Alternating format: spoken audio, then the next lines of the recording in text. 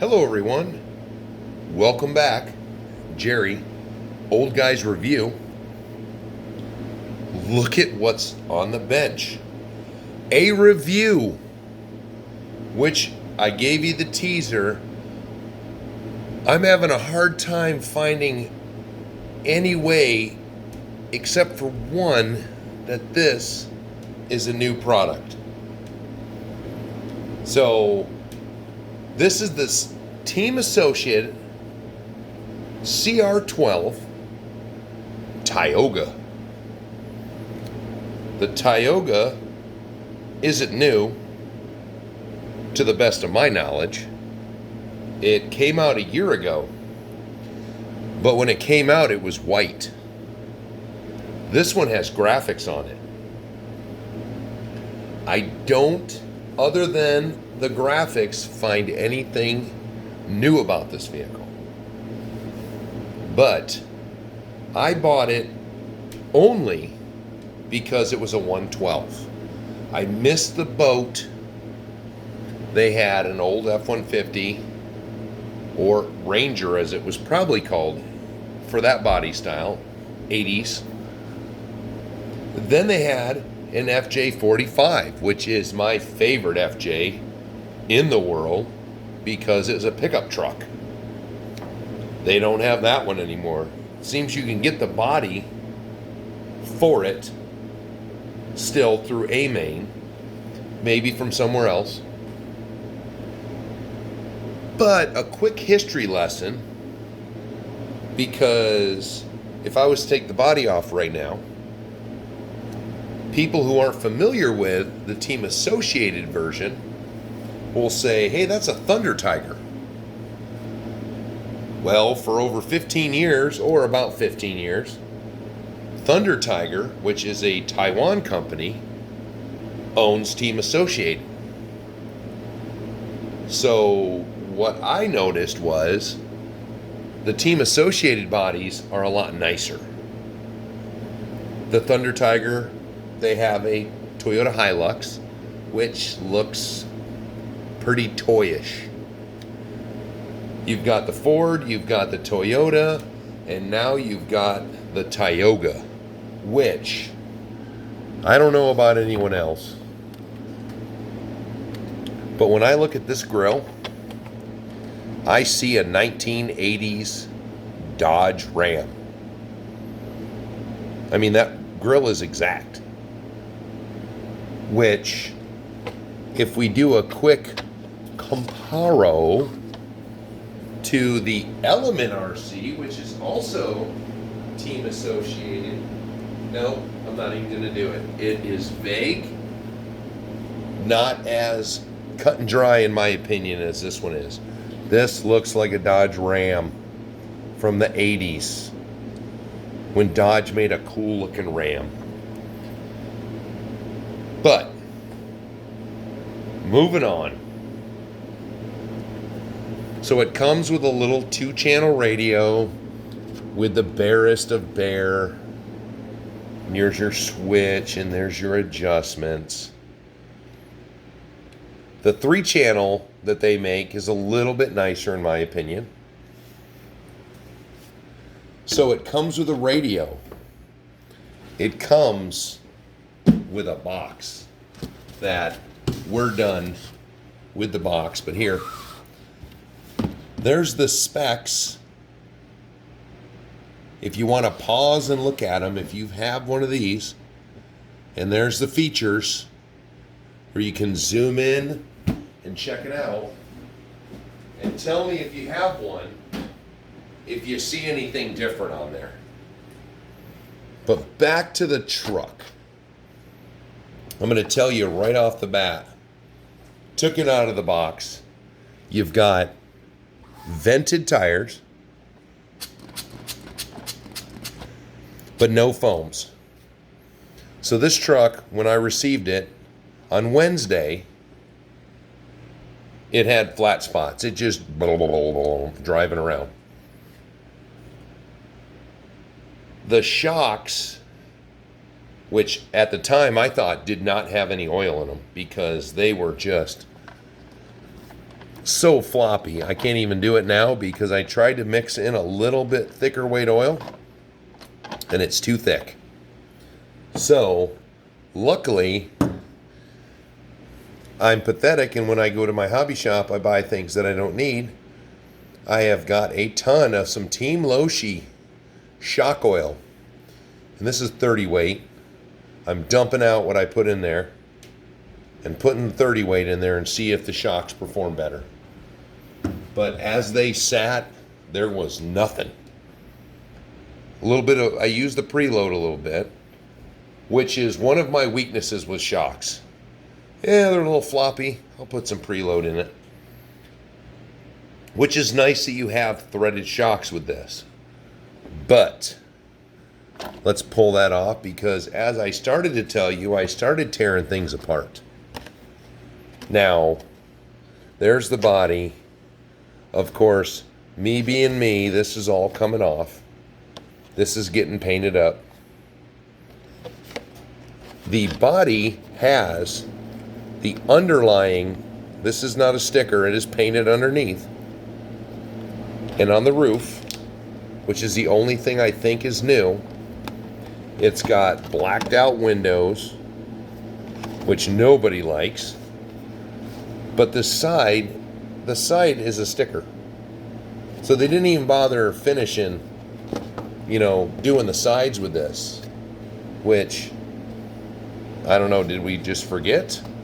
Were we in a hurry to call this a new thing and ship it out? Now let me look. Oh yeah, there's some. So everywhere that this should have been trimmed up was never trimmed. This truck has got the cut marks all over it. You've got it. The front bumper, this all needs to be trimmed and sanded. The lower bumper, trimmed and sanded. The front diff, trim and sanded. Trim and sanded on the running boards. Just nothing was trimmed at all. Oh, and then this is they don't even have mounting locations. Here's your lights for the front, which are pretty nice lights, but they're just zip tied, held in the hole. Both sides. No clips to hold it in, nothing. But how can I complain that this truck, with lights, with neat little body effects, fluid-filled oil shocks with preload on them, they're adjustable, you can fill them with different oils, it comes with the radio, comes with this little 850 milliamp battery, which is lithium ion. You know what else runs on lithium ion? My friggin' power tools. So I don't have any lithium ion other than my power tools. So I can't wait to see how this works in an RC truck. Oh, and I got off topic. I didn't even show you everything else you get. So you get a book. Normal fare, book for the truck, book for the radio. You get a fancy little charger.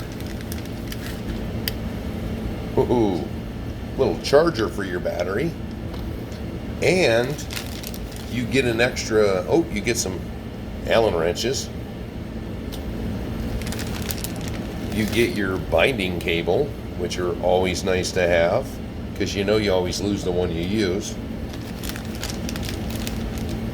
You've got a little book for the speed control, brushed ESC. You get an extra battery hold down, which I will show you that.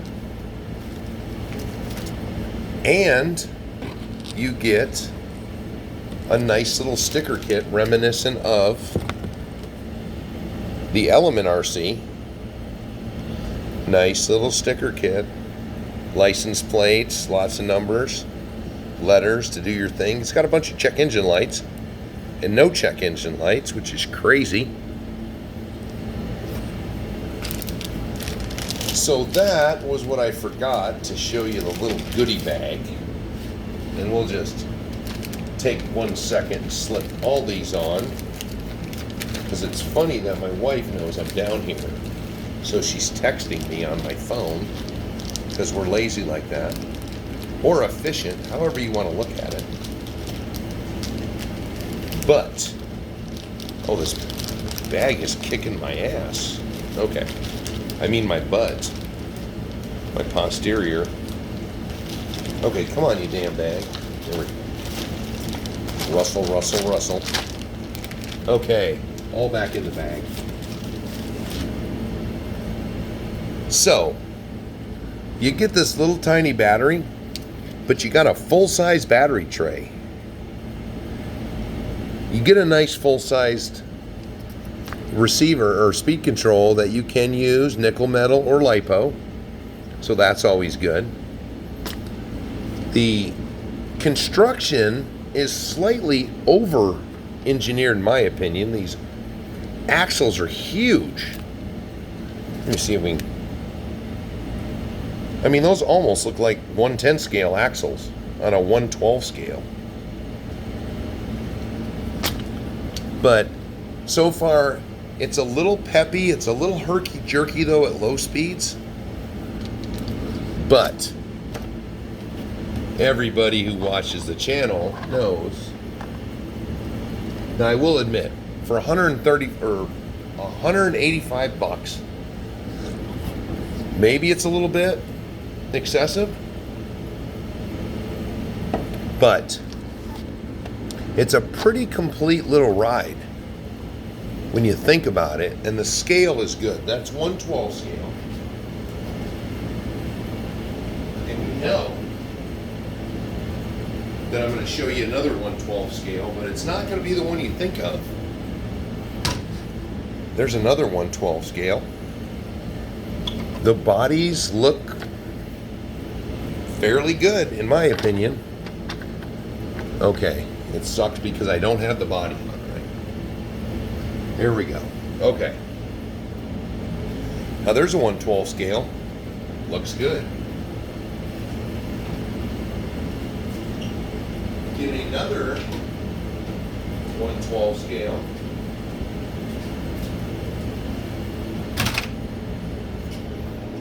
Not too bad. They look pretty good. If you think that this is a full-size truck, that's a full-size military truck. This has got a longer wheelbase, but the body dimensions, this is a full-size truck, but this is wider. And you know, of course, what's going to come up next.